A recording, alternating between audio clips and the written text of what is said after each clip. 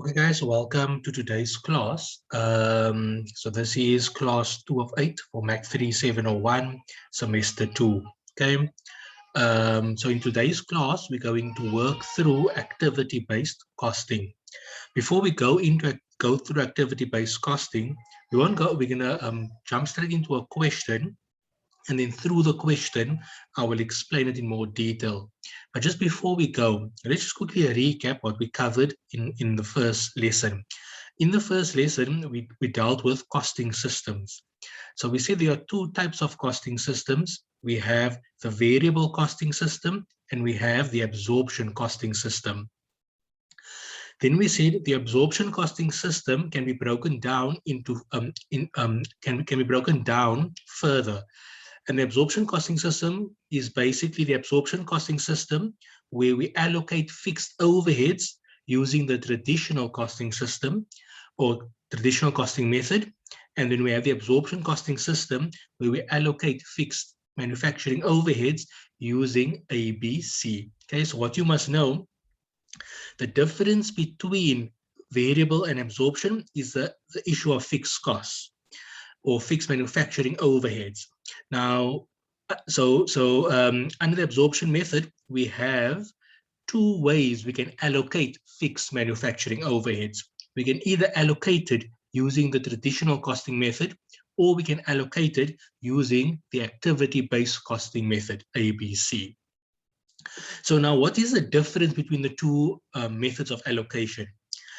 Using the traditional costing method, we use one basis of allocation. So we take the full overhead number, we take the full fixed overheads, and we allocate it using one basis of allocation.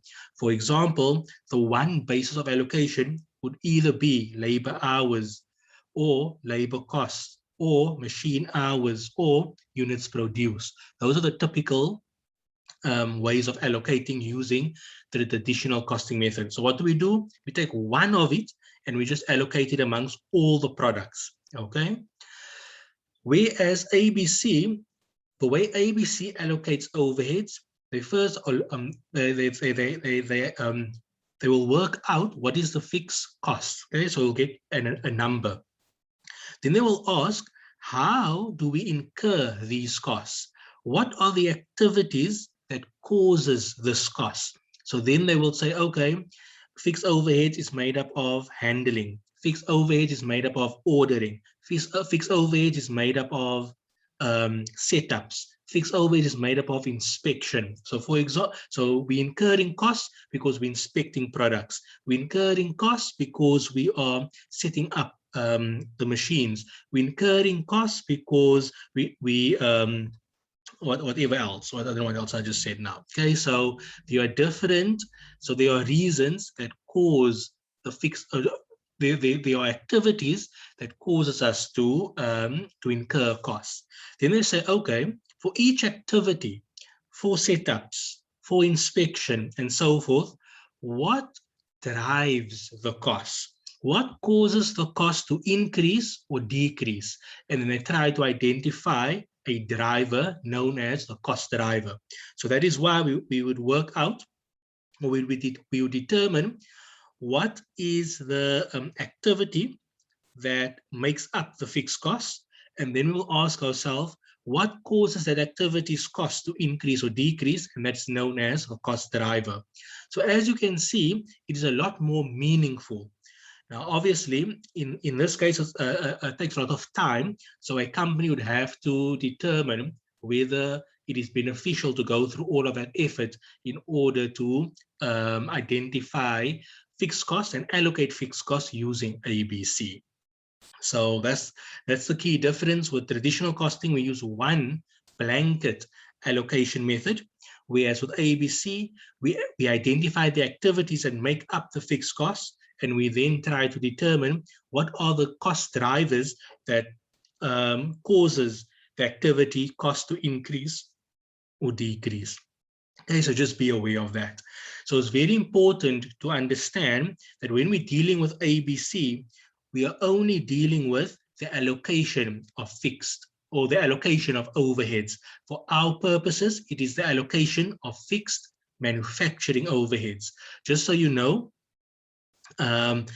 ABC and traditional costing can be used to allocate all overheads, fixed, variable, as well as manufacturing and non-manufacturing. But for our purposes, we are only focused on it from a fixed manufacturing overheads point of view. Okay, so what I want you to understand is not to confuse yourself between ABC, traditional, absorption, and variable. Remember, variable and absorption is a costing system. ABC and traditional is a method to allocate fixed manufacturing overheads. So we use that in an ABC, we use that in an absorption costing system. So when we have an absorption costing system, we have to have a method for allocating fixed manufacturing overheads. The methods available are two, traditional and ABC. Now the question is, when do you use which? You only use ABC when the question tells you use ABC. Every other time you use the traditional costing method. Okay, so we're clear on that. So now I'm going to switch over into the scenario. I'm going to read the entire scenario because it's only 2 pages, but we literally only going to focus on a half a page. Okay, so out of the 2-page scenario, we're only going to focus on half of the page, but I want to read the full scenario just to give us some perspective. Okay.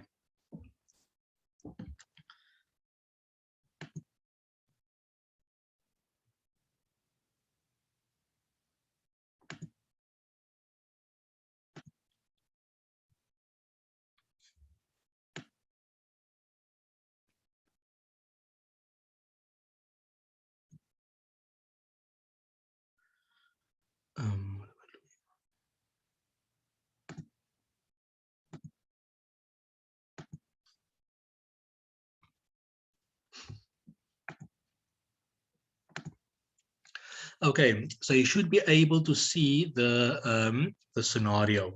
Okay, so you should be able to see the scenario.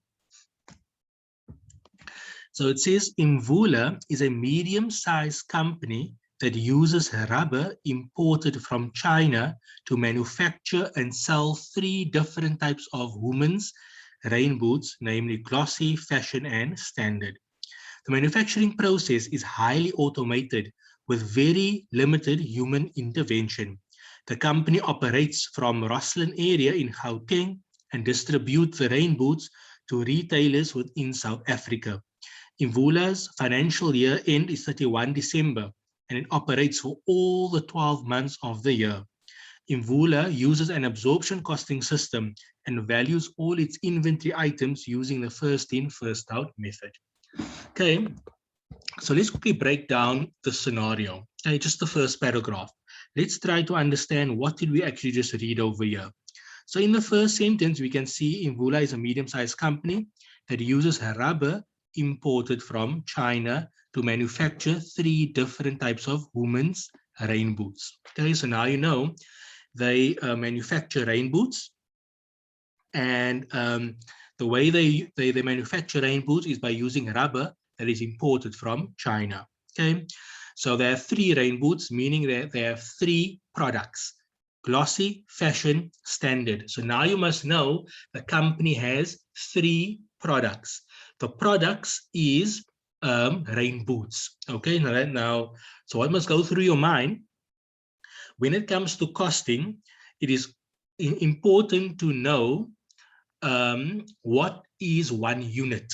Okay, so for example, in another question, 1 unit can be 1 kilogram, a 500 kilogram bag. So for example, if you make cement, then 1 unit would most likely be a cement of 50 kilograms. Okay, so it's very important to take the scenario and identify a product or the products. Once you identify the products, you need to try to identify just off your head, because they will tell you somewhere in the scenario. Okay, but just off your head as you're reading, you want to train your brain to pick up the products, and you want to train your brain to pick up 1 unit of a product.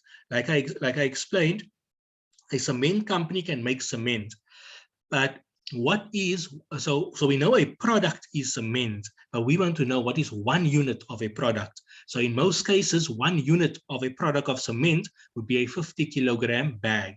Now over here, what is the product? We can see there are 3 products, and as a result, and the 3 products are rain boots. So the question is, what is 1 unit?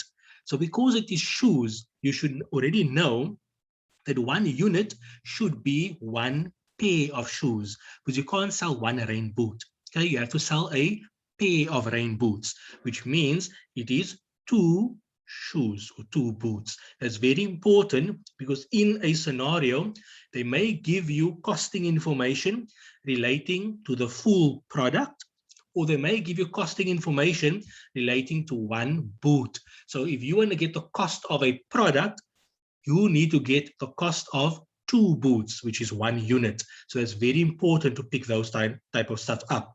So similarly, in another question, you're using cement. A 1 unit is 50 kilograms. So 1 unit of 1 product is 50 kilograms. So they give information for 25 kilograms, then you must know you have to double everything. So that is the key stuff you want to pick up. Okay. But like I said, throughout the scenario, somewhere they will probably tell you that 1 unit is 1 pair of boots. Okay, but because you are reading it and you're reading with comprehension, you want to already pick that up. Okay, then they say the manufacturing process is highly automated with very limited human intervention. Okay, the company operates from Roslyn area in Gauteng and distribute the rain boots to retailers within South Africa. Okay, so you know where they operate. In Gauteng, but they distribute throughout South Africa. We have a year end 31 December. They operate for all 12 months of the year. And then the next important thing really here is the absorption costing system. So when you see absorption costing system, you know that is the costing system. So what must come to your mind? When you read whichever costing system, what must come to your mind is what is the makeup of a cost of a product.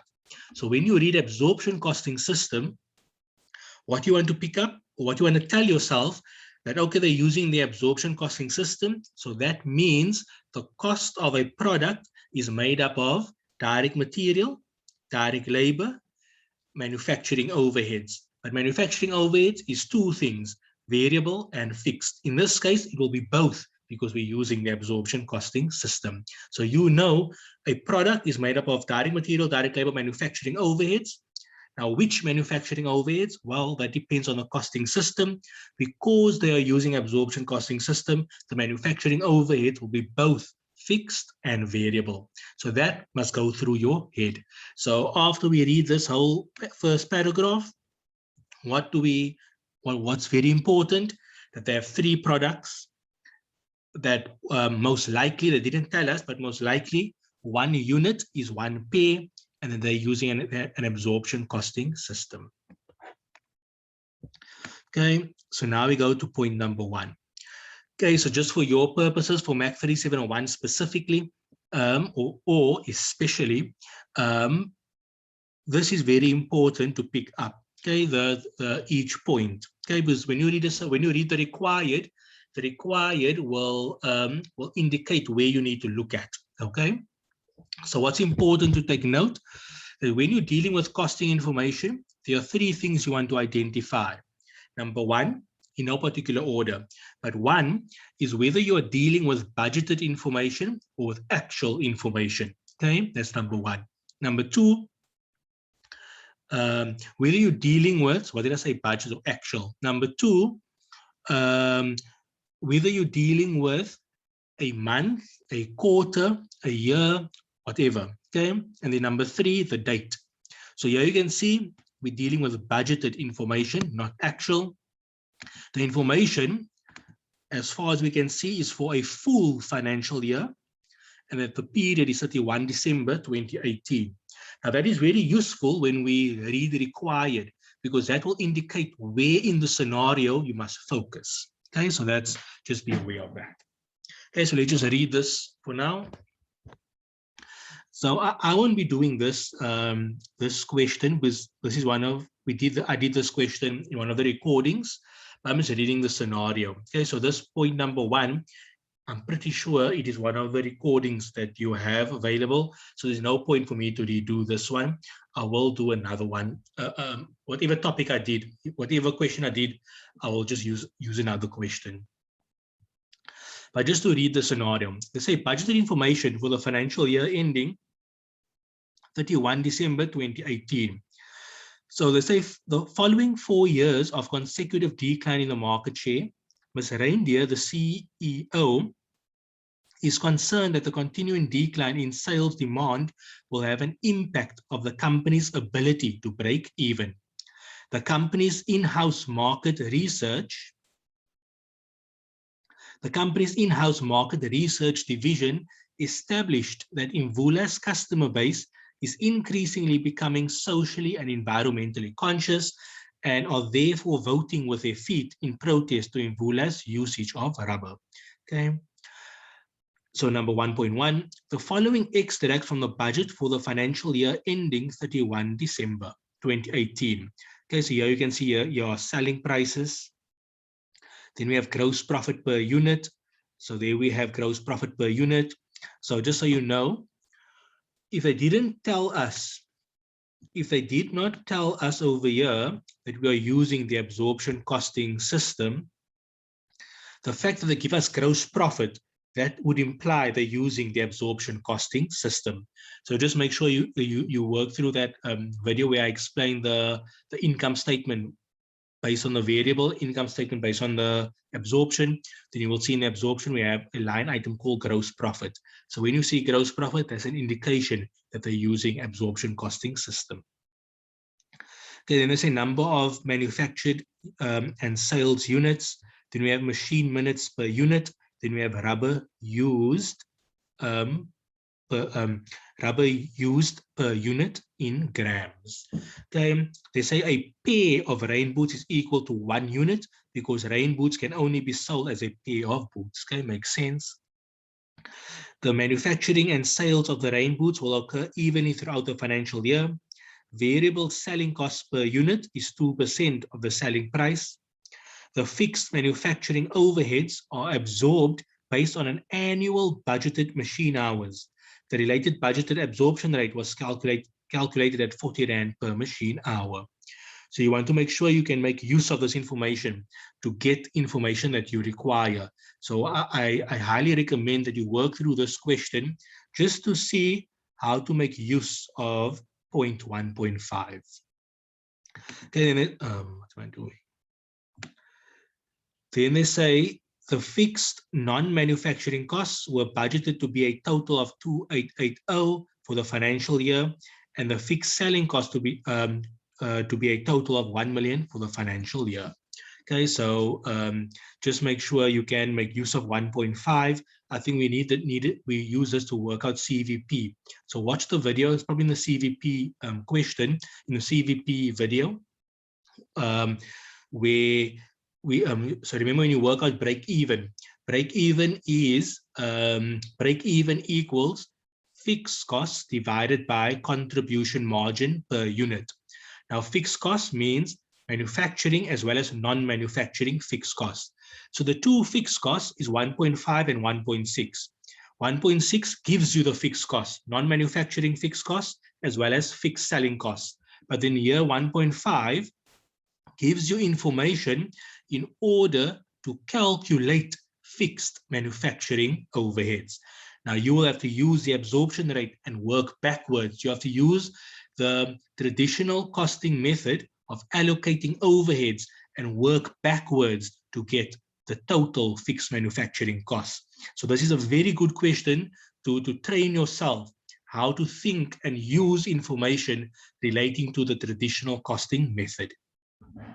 So the traditional costing method in the example where I showed you the formula, how do we allocate overheads? Traditional costing method is calculated as follows.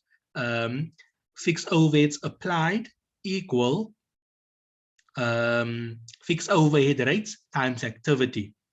And how do we calculate fixed overhead rate? Fixed overhead rate is fixed cost divided by budgeted activity. So basically, you will be able to use this information over here and 1.5 to work out the total fixed manufacturing overheads. So that's very important that you can use information and apply formulas working backwards, solving for the unknown. So please try to make sure you work through the video where we covered this. Okay, so now point number two. The following are extracts from the month of May 2018 actual results. So once again, what do you see? You see information relating to 1 month. You see the date, which is May, and you can see it's actual. So always try to identify those 3 aspects, because that will help you when you read required. You will know where to go and look. So they say the following are extracts from the month of May 2018 actual results. So here is finished goods, opening, manufacturing, and all of those type of stuff. Okay, so you can have a look at that.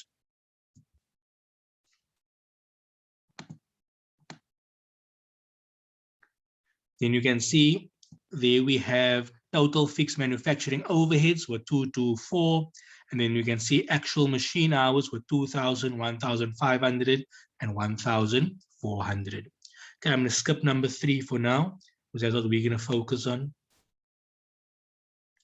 Okay, I'm going to leave number 4 as well. Okay, so number 5, unless otherwise stated, Imvula's manufacturing resources are expected to be sufficiently available throughout the 2018 financial year. Okay, so I'm going to leave number 4. That's not relevant for us now. So point number 3 is what's our focus. So this is where there's activity-based costing. So let's read through it. So this allocation of the fixed manufacturing overheads using ABC. Ms. Reindeer is considering a change from allocating the fixed manufacturing overheads using the traditional costing system to using an ABC system. The actual fixed manufacturing overheads for May 2018 were further analyzed, and the following relationships between the actual fixed manufacturing overheads and the related activities were established. So here you can see the total fixed manufacturing overheads was 224,600. Same as this over here, same as 2.2 over there. They told you total fixed manufacturing overheads was 224,600.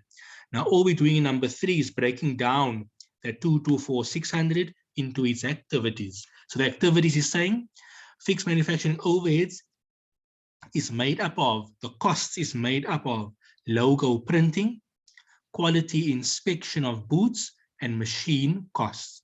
Now they give us the notes, and then you can see it's 3.1, 3.2, 3.3, and then they give us the total May 2018 cost 12,000, 3,600, and 182. So 3.1, the same Imvula's logo is printed as follows: glossy on the sole of each rain boot, fashion on the sole and on both the inner side of the outer side of each rain boot. Fashion on the sole and on both the inner and outer side of each rain boot, and then standard on the sole and the outer side of each rain boot. Okay, so that we will see how we will deal with that. Then they say 3.2, 1.5% of the glossy units, 2% of the fashion units, and 1% of the standard units were quality inspected. Okay, so you'll see how to deal with that. Then we will see the machine cost is driven by the number of production or manufacturing runs. Glossy's production run contains 220 units, fashion 180 units, and standard 255 units. Okay, so now you're going to see how we're going to take this information and actually perform ABC. But let's look at the required. So what does the required ask us? So we're going to do number D.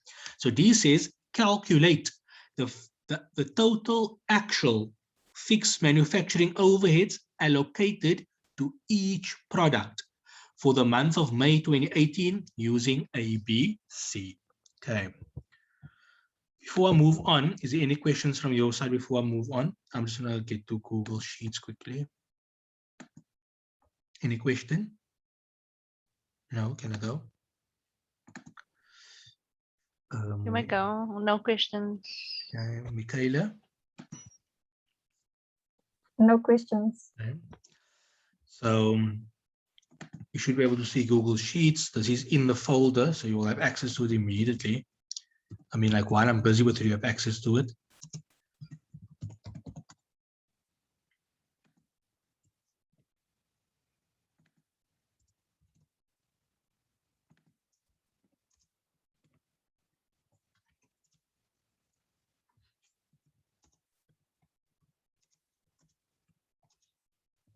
Okay.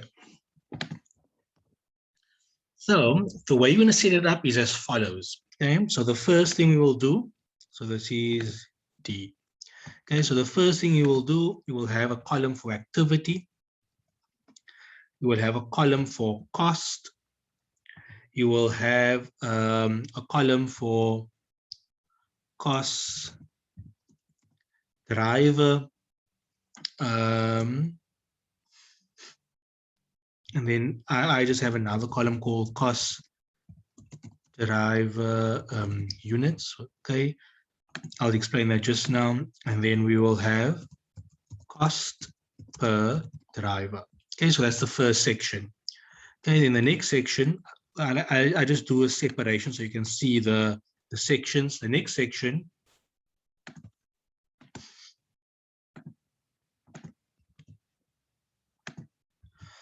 would basically be the three products. Okay, so we have glossy. So glossy, you will have cost driver units. And then you will have the cost. Okay. Yeah, okay, just leave it as cost. So you'll do this, so you will do it for each of the products. So we had glossy, I think then we had fashion, and then we had what was the other one now? Standard. Okay.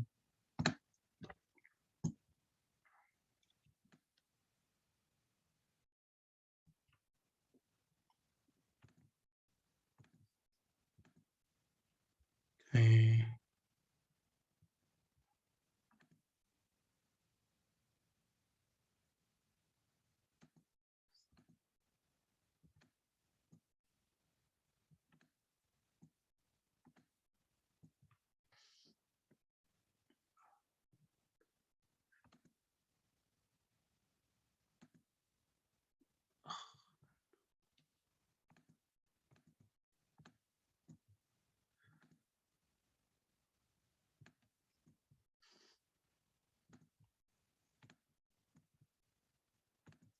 Okay.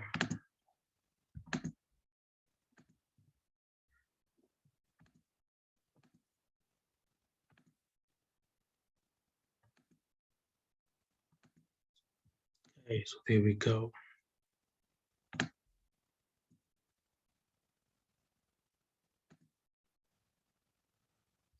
Anyways, I just wanted to see the two sections. Okay, so that's very important to see the two different sections. So this section over here, we have activity, we have cost driver unit, cost per driver. Okay, so what's important? What are the activities? They gave us the activities. So the activity that was given to us,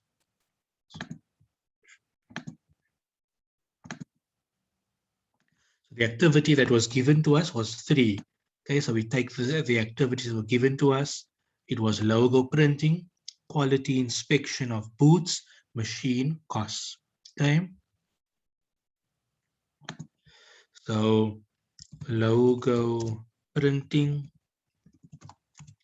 quality inspection, and then it was, what was it again? Machine costs. Okay, then we have the costs. 12, 3600, 182. 12, 3600, 12, 30, whatever. What was it now? 12, 30, 600, 182, 123. Okay. Okay, so this will be total.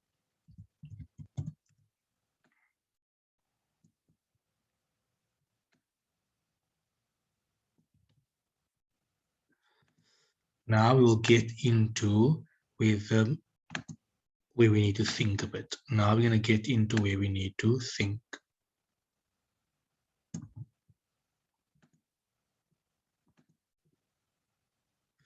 Okay.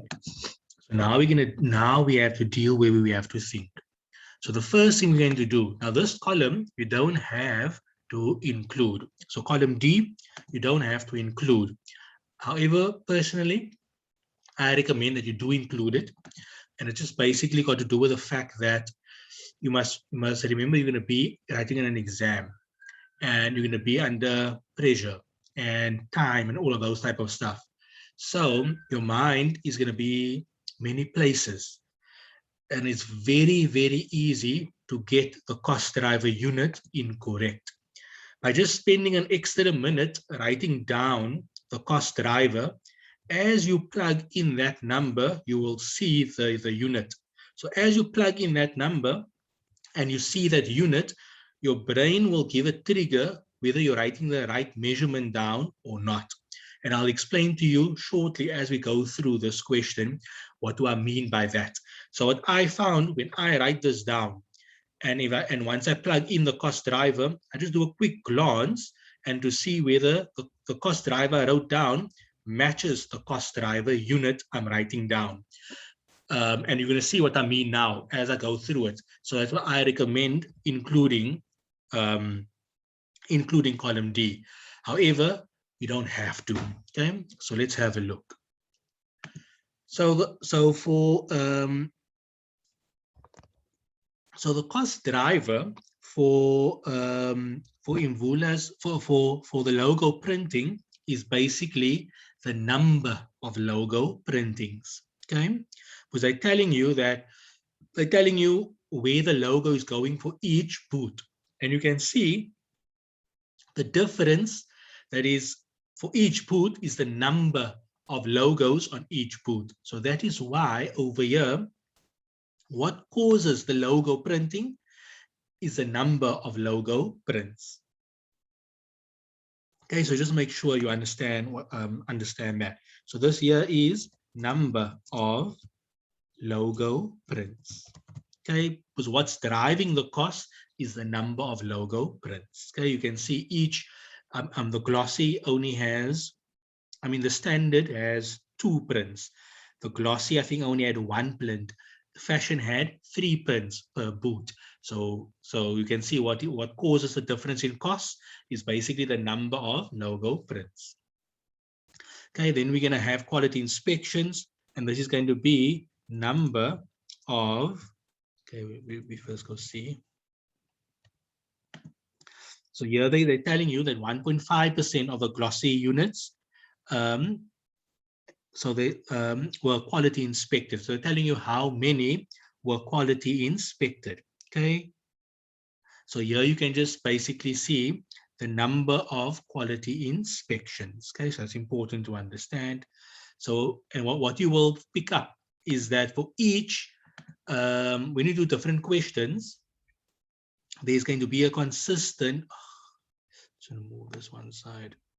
There will be a consistent, like for example, for quality inspections, it's always going to be the number of quality inspections. Okay, so number of quality, because basically for quality inspections, what drives the cost is the people that need to go do the inspections. So the longer they are there, the more the cost. So it's got to do with the number of inspections. The longer they're there is driven by the number of inspections that they have to do. Okay. And then if we go to the last one, for machine cost, you can see the machine cost is driven by the number of production runs. Okay, so this is driven by the number of production runs. Number of production runs. So you don't have to have this column over here. But like I said, because you're going to be in such an exam state, it's easy to get the cost driver unit incorrect. By keeping your head up straight, it will, by just glancing over to this, that column over there will help you make a sense check whether this number you're plugging in does make sense, because you have already done the calculation. So your brain is aware how you got to this number. So if you read that, your brain will be able to pick up whether there's a mismatch between how this number was calculated and what it's reading over here. That's like really a quick way to see. So I can tell you how many times it have saved me from doing from putting in the wrong number. So 1 minute to put in this extra column, and it can save you a multiple number of marks. Okay, so now let's do our workings. So now a lot of the workings will be driven by this cost driver calculation.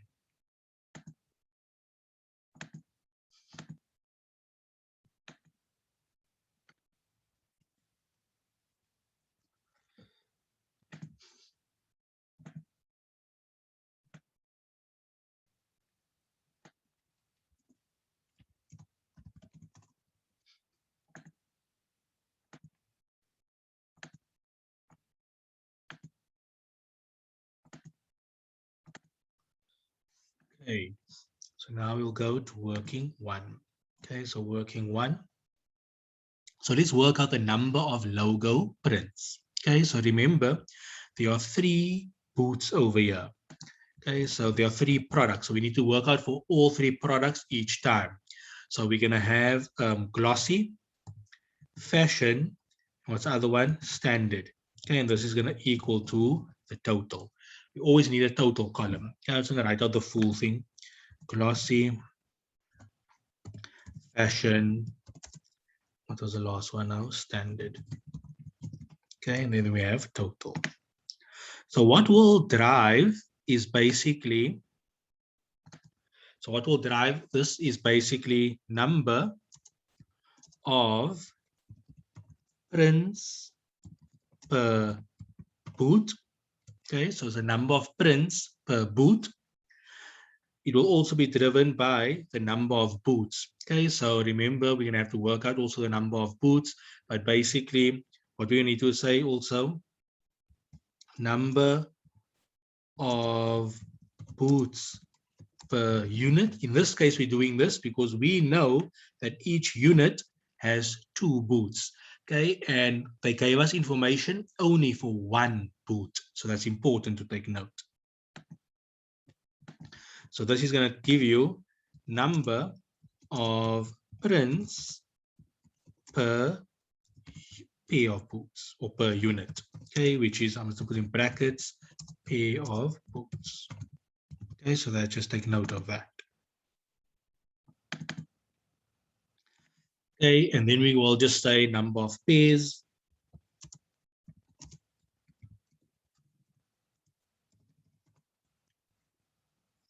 And this will give us our answer. Okay.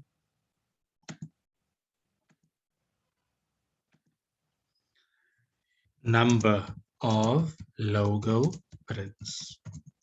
So if we go to glossy and we look at the information, they said glossy in 3.1, the same Vula's logo is printed as follows. Glossy on the sale of each rain boot. So on the sole of each rain boot. So that means each rain boot has only 1 logo print. There are 2 boots per pair. So therefore, each unit will have 2 logo prints. Okay. For fashion, they're saying fashion on the sole and on both the inner and outer side of each rain boot. So that means each boot will have 3 logo prints. So each boot will have 3 logo prints, sole, inner and outer side. But each unit has 2 boots. So therefore, it will be 3 times 2. Okay. Then for standard, it is saying standard on the sole and on the outer. So therefore standard has 2 logos per boot, but each pair of boots has each unit has 2 boots. So therefore, in this case, it will be 4. Now we must get, so each pair of glossy has 2 logo prints, each pair of fashion has 6 logo prints, and each pair of standard has 4 logo prints. Now we must get the number of pairs. Okay, so this will get in point number 2.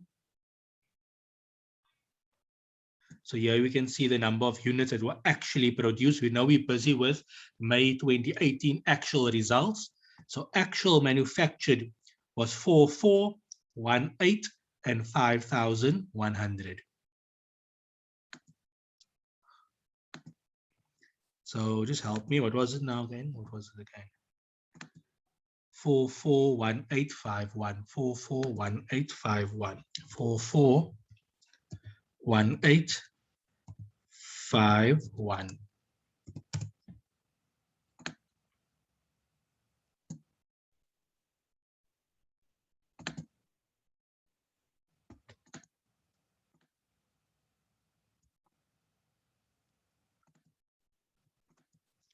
So what can I do? So the total number for glossy is that multiplied by that. Okay, so it's 8,800. We do the same formula over here. The total will be the sum of the 3. Okay, so what we're interested in over here, we're always interested in the total. Okay, so we're always interested in the total. So just so you know. So we're always interested in the total. Okay, so if I go over here, I'll say equal, and I'll take the total. And I'll just tell them they can go look at working 1. Okay, so just be aware of that. Now, for the quality inspection. So let's have a look at the quality inspection. The quality inspection is a number of inspections. Okay, so basically it would be, they're telling you the number of inspections is equal to 1.5% of glossy units, 2% of fashion units, and 1% of standard units. Okay, so the number of inspections is equal to that number of units. So all I'm going to do, I'm going to say working 2, take the same details.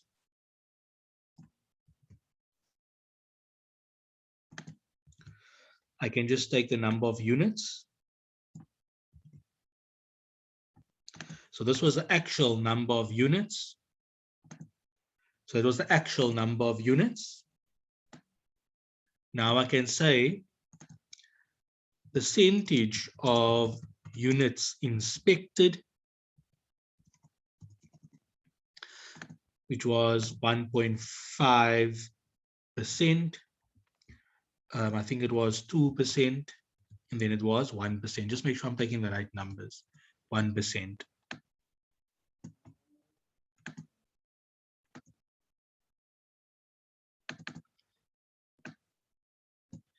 Okay. Now this will give you the number of inspections. So this will give us the number of inspections.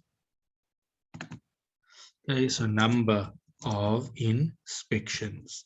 Because they're telling you that the number of inspections is equal to 1.5% of the total units. For glossy, 2% for fashion, and 1% for standard. So the number of product, the number of units, or the number of boots, the number of pair of boots that were inspected for glossy is 4,400 multiplied by 1.5, so 66. Okay, for and it will be that for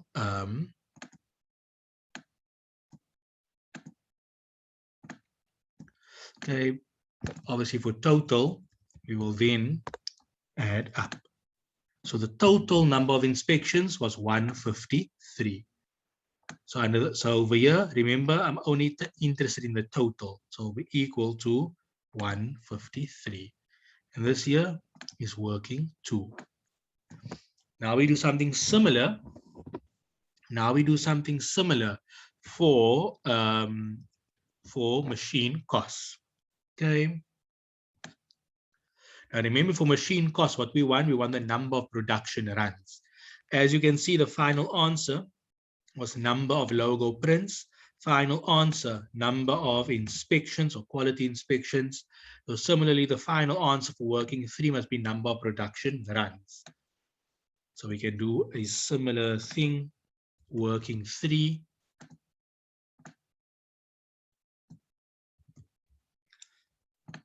Let's have a look what's the details that they gave us.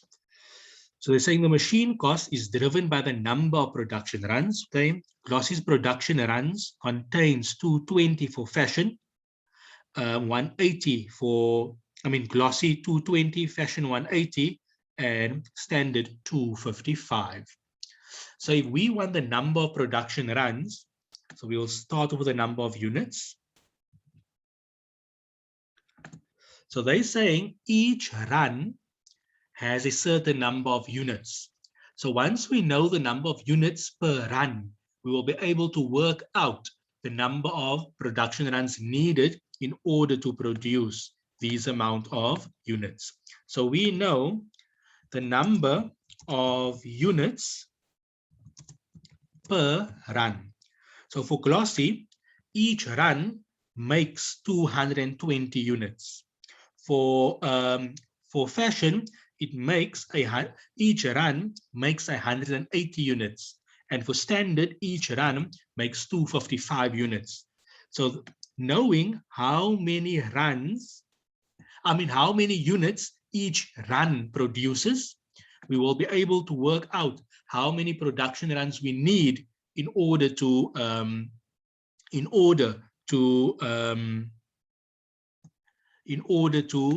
produce the total number of units. So therefore, working backwards, we'll be able to work out the number of production runs. So therefore, if each run produces 220 and we made 4,400 units, how many runs did we need? We would have needed 4,400 divided by 220. We'd have needed 20 runs. For this one, we'd have needed 10 runs. And for that one, we'd have needed 20 runs. So therefore, the total number of production runs for May is equal to 50. So here I can see my answer is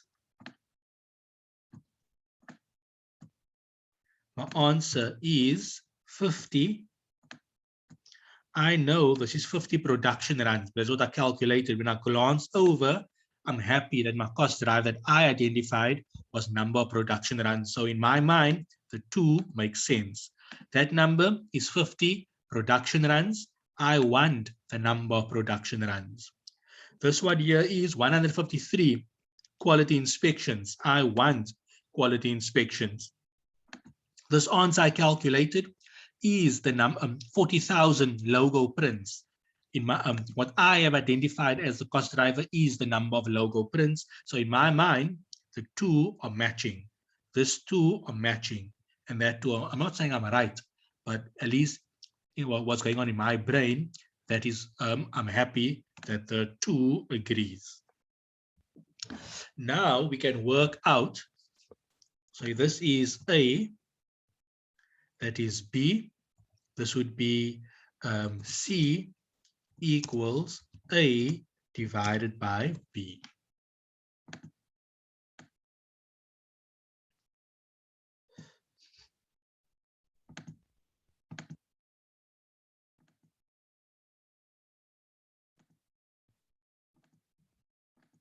Okay, so to get the cost per driver, we will just say cost divided by the driver.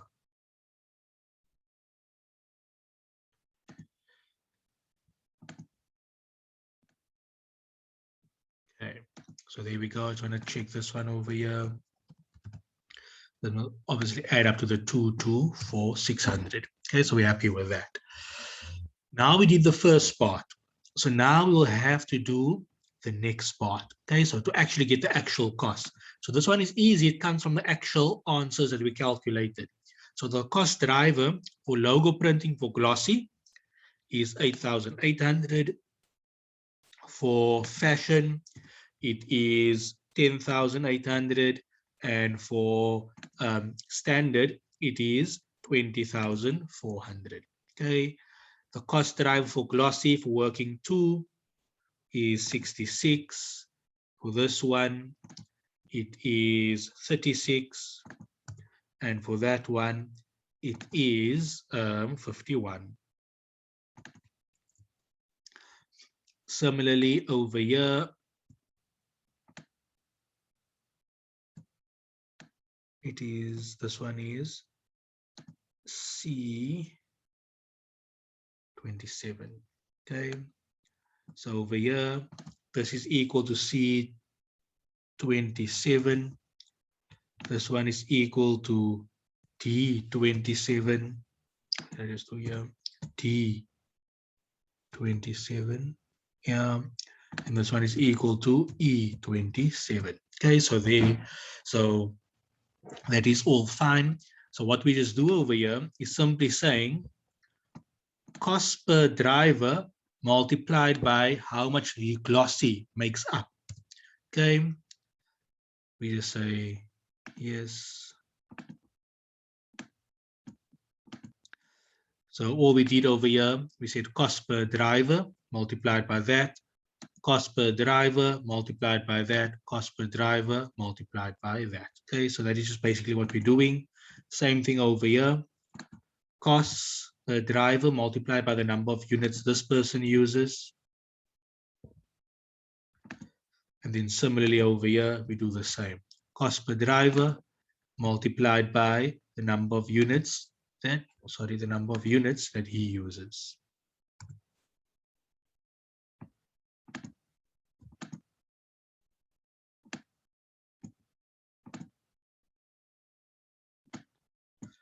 All you need to make sure is that when you add up the costs, it add up to the total. So if I add up that,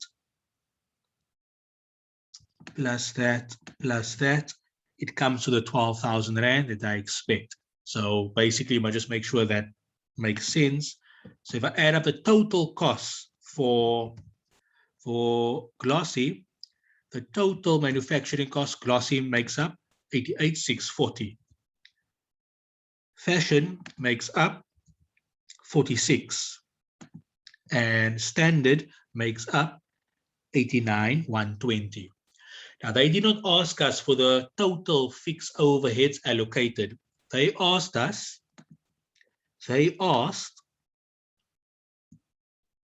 for, where was this? Total fixed, yeah, they did actually ask us. So calculate the total actual fixed overheads allocated to each product for the month of May. Okay, so our answer is complete. What's very important to understand is what they're asking. So they did ask us for the total fixed overheads per product. That is a total fixed overhead per glossy. That is a total fixed manufacturing overheads for fashion. That is a total fixed manufacturing overheads allocated to standard using the ABC. However, just to go a bit further, if they asked you for the cost per unit, okay, they never ask for the cost per unit, they just ask the cost per product. But if they ask for the cost per unit per product, we would just basically say units produced, and we know the units produced was 4,400, 1,800, and then what was this one? 5,100. So the cost per unit,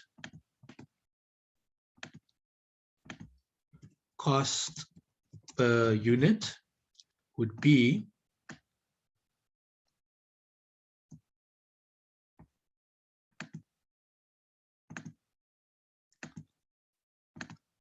Cost per unit would be that divided by that. Okay, so it's very important to understand what is being asked. So I just want to re-mention this now again. So in this question, they asked us for the total fixed manufacturing overheads allocated for each product. Okay, the total fixed manufacturing overheads allocated to each product. Here's each product: glossy, fashion, standard. That's each product. The total allocated to each product: 88, 46, and 89. Okay, so that is where we stop in this question. But another question could have asked you the overheads, the fixed manufacturing overheads allocated to each product per unit. So they could ask us for the same question, but not on a total basis, but on a per unit basis. Then you must stop over here. Okay, so I'm going to highlight this in orange because it's not required for this question. Okay, so I'm going to highlight this in orange because it's not required for this question. I'm just going a step further if they had to ask you per unit. Then just one more important aspect, and this is where many people lose some marks. A typical question would say, dear student, please determine the cost of a product using ABC. Now take note, the cost of a product, remember, is made up of three things: direct material, direct labor, manufacturing overheads. Manufacturing overheads is broken up into two parts, variable and fixed. So when they say using ABC, this answer over here, this answer, whether it is that or whether it is that, is only the fixed manufacturing overhead component. So don't forget, you will still have to go work out direct material. You still have to go work out direct labor. You'll still have to work out variable manufacturing overheads. So don't make that mistake. So many people, because we get lost in this calculation, we forget what was actually asked. So when they ask you for the cost of a product, don't forget to add the other items as well, because this calculation is simply calculating how to allocate fixed overheads using ABC. Okay, so that's all that I wanted to cover for tonight. Is there any questions that you may have that you want to ask me?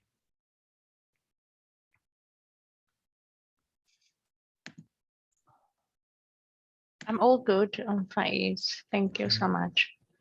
Michaela? No questions my side. Thank you. Okay. So, so please make sure you practice this. On Thursday, we're going to do joint and byproducts. So I'll select the question. Okay, and then next week we will deal with those two over there: standard costing and CVP. We still need to make up the one lesson we missed, but we will see when we'll make it up. Okay, so we will do joint and byproducts on Wednesday. What is today? Today is Monday. Yeah, so on Wednesday we'll do joint and byproducts. So please make sure that you you watch some of the other videos that I uploaded from first semester. Some of it is from first semester MAC3701. Some of it is from CTA. Okay, and then also try to rewatch some of this, and then make sure you have a schedule where you actually have a plan. So as you can see, here's the major topics over here. If I'm you, I would have like a study plan, for example. I don't want to call it study plan. I'm just going to give it study plan example. Okay, so I'm calling it an example because it's not, you don't have to use this. You must use what suits you. So for example, I mean, you can even break the topics further down, but let's just use this as it's an example. Okay, you can break it further down if you want to. So you can have here your study plan. Then you can have like Q1, Q2, Q3, Q4, Q5. So here you can slot in Yeah, you can slot in. So for example, if you use this question as Q1, we will say this was May, June 2018, May, June 2018, paper 2. Okay, so there you know that. Now you want to plan in advance. So now you want to say, okay, activity-based costing not so difficult, so perhaps I can just do 2 more. Okay, so then you go look which questions have it without doing it. You're just planning yourself. Okay, so let's say 2020, you put it in. Then you say, okay, standard costing. You know, standard costing can be a bit challenging. You probably want to do 4 or 5.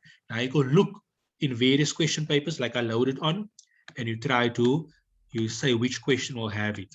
So that's how you kind of plan. So you work towards that, so you can work through different questions. And remember, the idea is that you do deep studying. That when you work through a question, sit back, what you learned, what you got right, what you got wrong, compare one question to the other question, what was similarity, what was different, things like that. That is how you're going to learn. If you're just purely going to watch those videos, or if you're just purely going to run through question papers, that's not going to help you to really learn. So the only way you will pass the final exam is if something similar comes in. But if you've got a deep learning, like I'm suggesting, identify what you got right, identify what you got wrong, do a comparison, all of those type of stuff, that is more deeper learning. So when something comes that you've never seen before, but the principle you have learned, you'll be able to handle it because you're training on a deeper level. So just think of that. Okay. So that's all from my side. That's all from my side. And make sure you're trying to study at least 45 minutes a day, 90 minutes a day. I don't know what subjects you have left, but obviously MAC3701 is one of the last papers. So there's like about 4 or 5 weeks remaining. So if you literally do 60 to 90 minutes a day and you do 120 marker, tell yourself you only want to do 20 marks a day. That's what you're going to do. In 90 minutes, you can do 20 marks with the deep learning, like I'm explaining. That's going to be a lot more as opposed to thinking you want to do 100 mark each day or 50 mark each day. Don't overburden yourself, but rather do the small, consistent steps, and that will actually result in fabulous, fabulous results. Okay. Okay, guys. Thank you very much. That's all from my side. If there's no other questions, we are good to go. Thank you. Bye. Okay, Thank bye-bye. you.